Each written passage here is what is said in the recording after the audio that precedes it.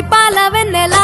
నేలన పారబోసినట్టు పూసెనే గునుగు పూల తోటలు పచ్చి పసుపు గొమ్ములో పసుపు తీసి రాసినట్టుగా పూచె తంగెడు కొమ్మలు వేల రంగుల పువ్వులో బతుకమ్మని చీరలు కోనేటిలో కలువలో గౌరమ్మని రవికలు ఎంతటి అందాల మహారాణిదే నీ చుట్టూ పూలన్నీ చలికత్తెలే నిన్ను చూడాలని ముందుగా వచ్చిందే పువ్వుల దీపావళి బతుకమ్మ రాకతో మావాకిలి మురిసెనే పాటతో ప్రతిలోగిలి